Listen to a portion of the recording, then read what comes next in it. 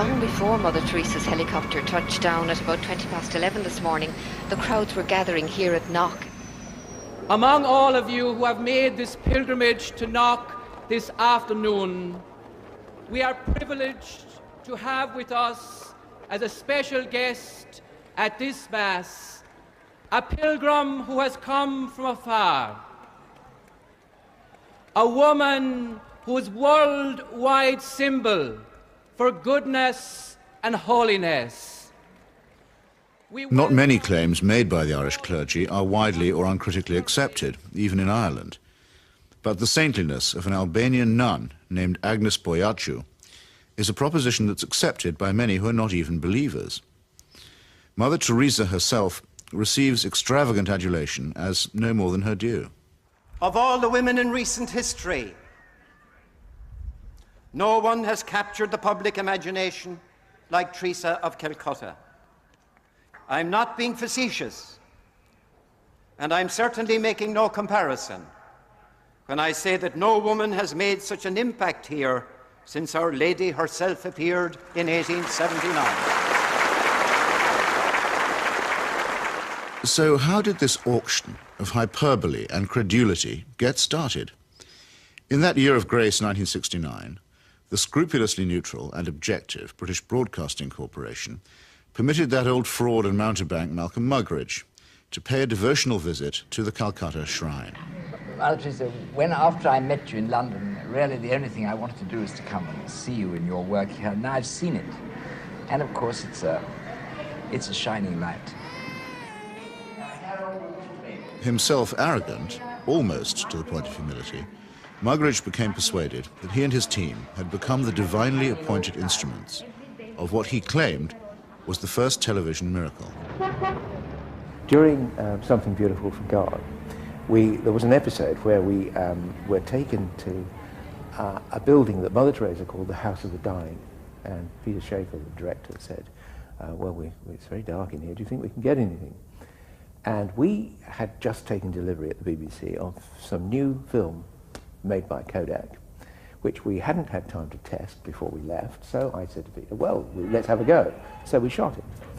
And when we got back, several weeks later, a month or two later, we're sitting in the Rushes Theatre at Ealing Studios, and eventually up came the shots of the House of the Dying. And it was surprising. You could see every detail. And I said, that's amazing, that's extraordinary. And I was going to go on to say, 3 cheers for Kodak. I didn't get a chance to say that though, because Malcolm, sitting in the front row, spun round and said, it's divine light. It's Mother Teresa. You'll find that it's divine light, old boy. And 3 or 4 days later, I found I was being phoned by journalists from London newspapers who were saying things like, we hear you've just come back from India with Malcolm Muggeridge, and you were the witness of a miracle.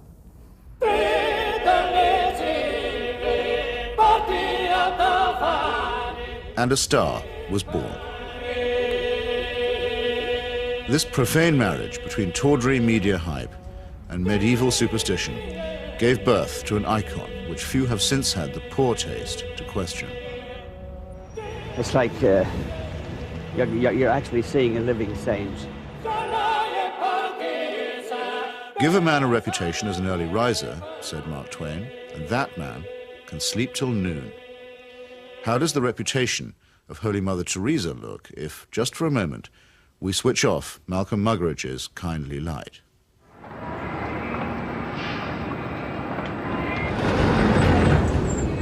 Mother Teresa is a Nobel Prize winner. She's a symbol. People in the West talk about her, so Indians adopt her at that level.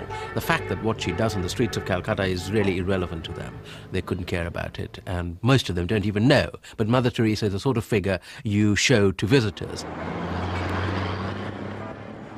Mother Teresa's flagship institution is her home for the dying, a hospice which purportedly sweetens the last moments of otherwise destitute lives.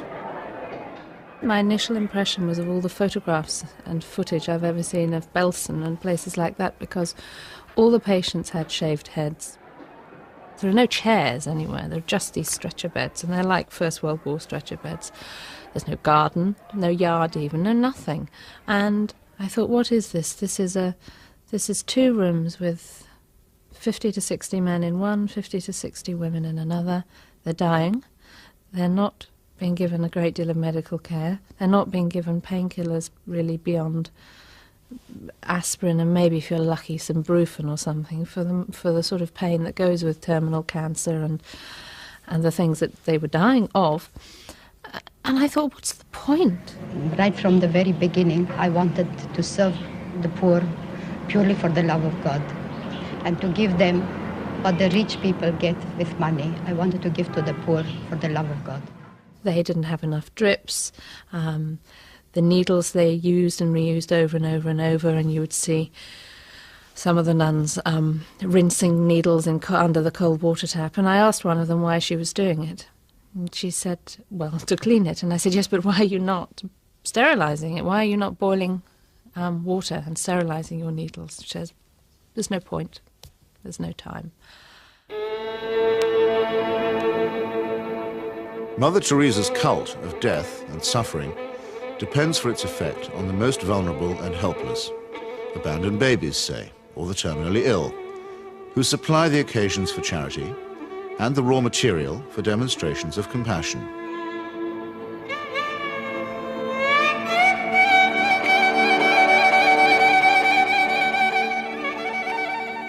The first day I was there, when I'd finished working in the women's ward, I went and waited on the edge of the men's ward for my boyfriend, who was looking after a boy of 15 who was dying. And an American doctor told me that she had been trying to treat this boy and that he had a really relatively simple kidney complaint that had simply got worse and worse and worse because he hadn't had antibiotics, and he actually needed an operation.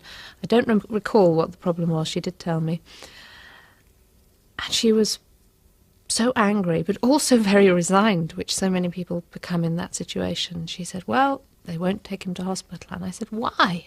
All you have to do is get a cab, take him to the nearest hospital, demand that he has treatment, get him an operation. She said, they don't do it. They won't do it. If they do it for one, they do it for everybody. And I thought, but this kid's 15.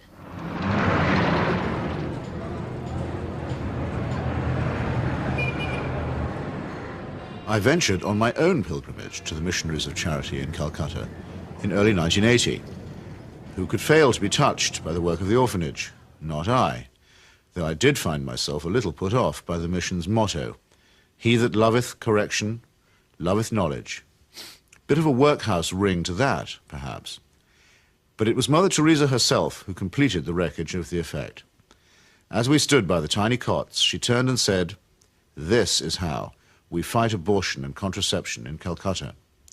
Now, it might be argued that a campaign against family planning is low on the list of Calcutta's many pressing needs. But as a leading member of the Pope's fundamentalist tendency on matters of sex and procreation, Mother Teresa has made this single issue into her global crusade. The greatest destroyer of peace today is the cry of the innocent, unborn child.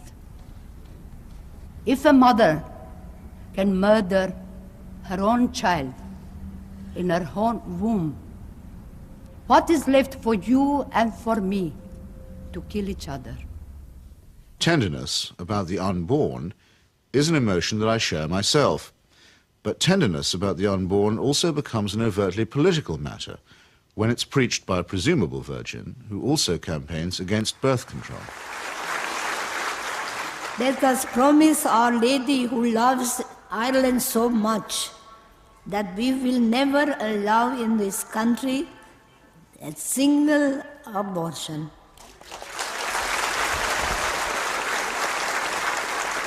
And no contraceptives.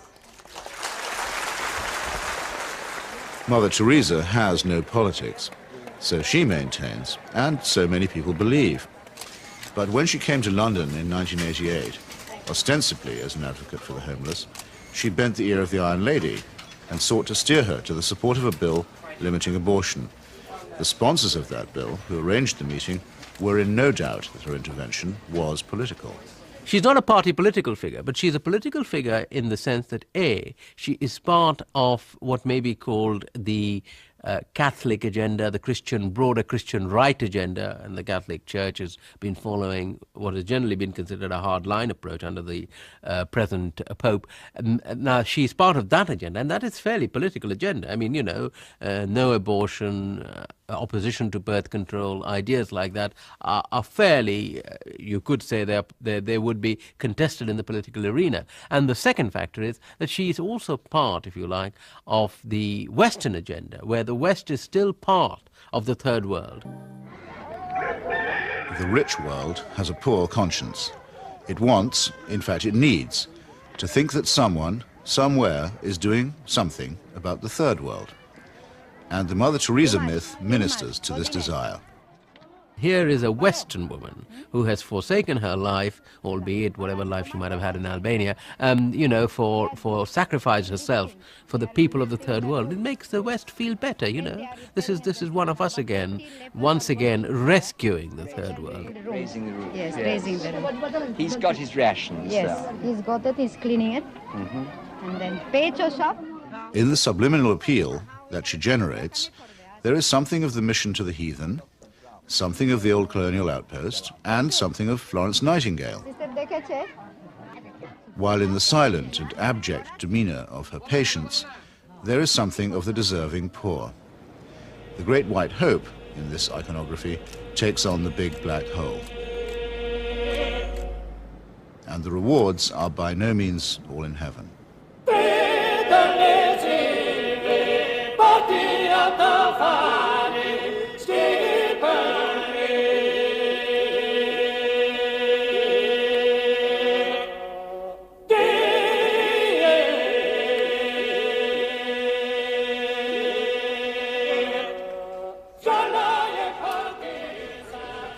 For someone whose kingdom is not of this earth, Mother Teresa has an easy way with thrones, dominions, and powers.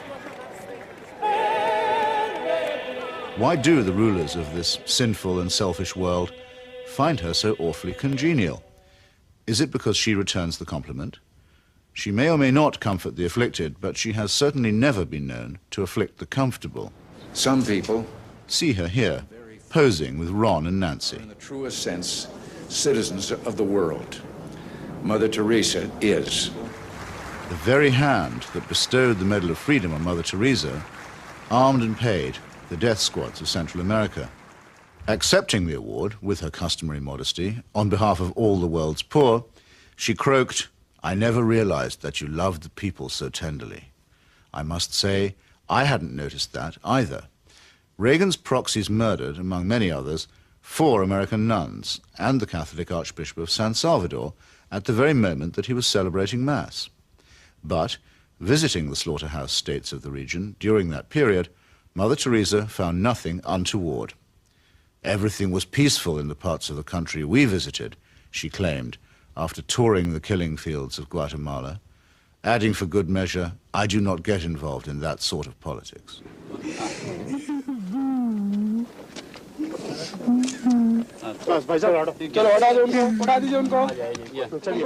In 1984, a ghastly chemical spill from the Union Carbide plant in the Indian town of Bhopal took 2,500 lives and poisoned thousands more.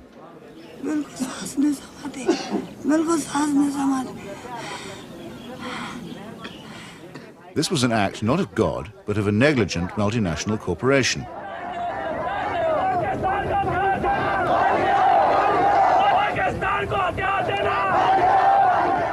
Mother Teresa's advice to the angry victims? Forgive. Forgive.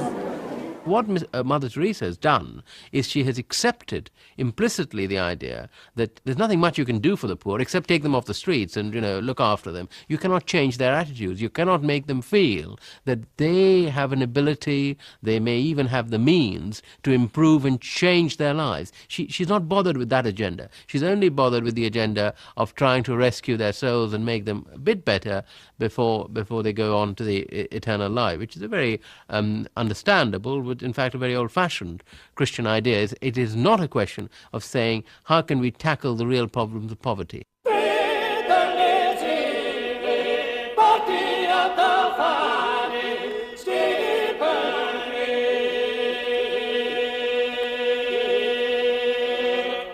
Like most people who claim to be apolitical, Mother Teresa is in practice and in theory an ally of the status quo, and when the status quo is threatened, a trusted ally of the conservative forces.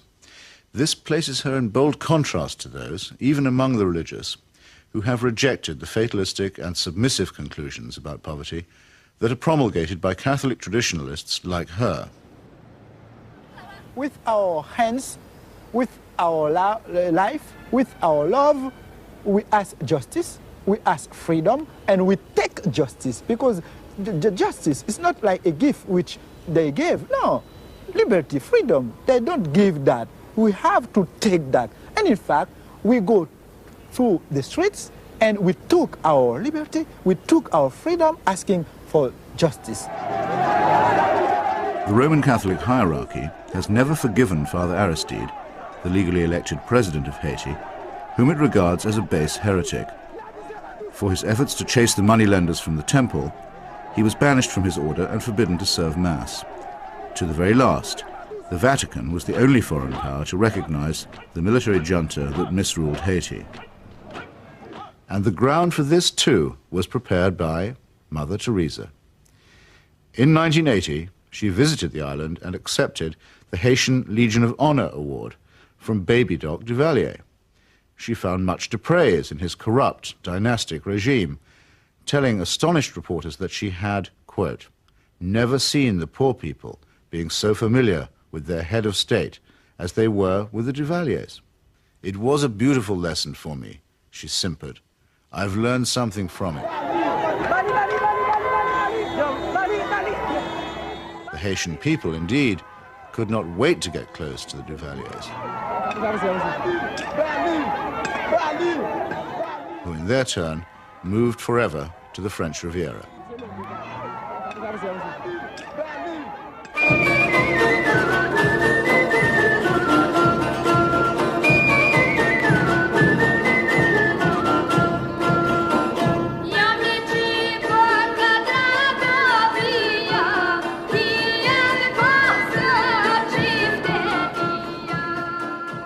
Mother Teresa admires the strength of the powerful almost as highly as she recommends the resignation of the poor.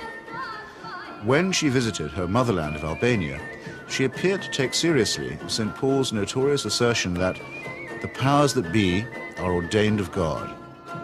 The Albanian authorities had proclaimed the world's first officially atheist state. They had persecuted all forms of worship except that of their leader, Enver Hoxha. No whit abashed, Mother Teresa laid a bouquet on Hoxha's tomb. Not content with honoring a Stalinist murderer and despot, she also bestowed a wreath on the monument of Greater Albania, a cause that was once smiled upon by Pope Pius IX and his friend, Benito Mussolini.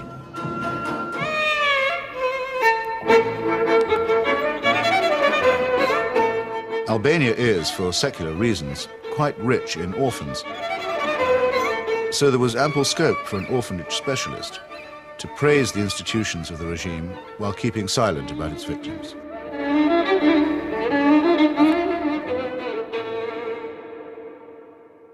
If it sometimes seems that the Saint of Calcutta is never actually in Calcutta at all, this may be because she operates more as the roving ambassador of a highly politicized papacy.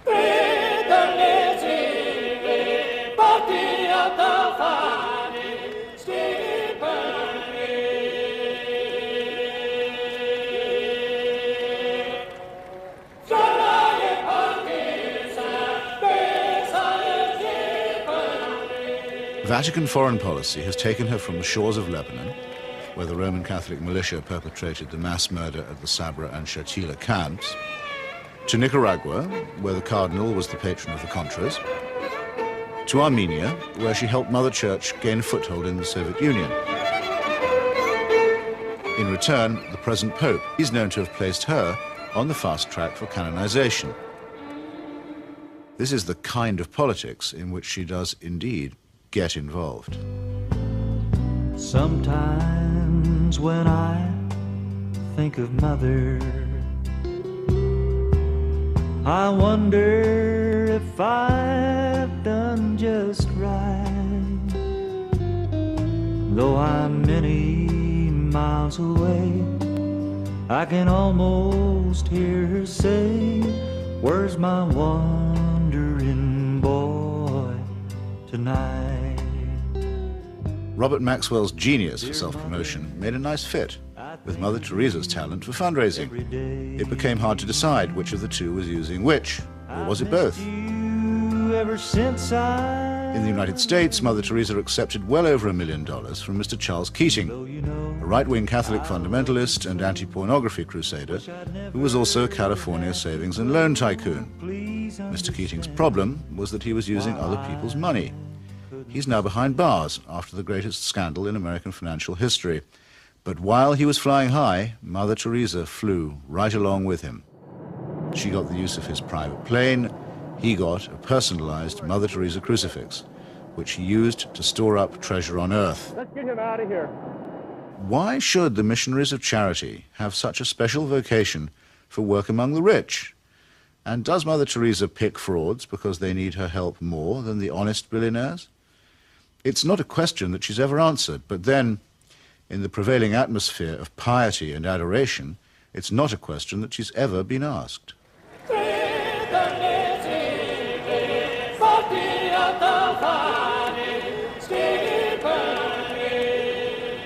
The Teresa cult is now a missionary multinational, with annual turnover in the tens of millions. If concentrated in Calcutta, that could certainly support a large hospital, and perhaps even make a noticeable difference. But Mother Teresa has chosen instead to spread her franchise very thinly. To her, the convent and the catechism matter more than the clinic. Now we are in 105 countries and we have 500 convents all around the world, without counting India. Beautiful.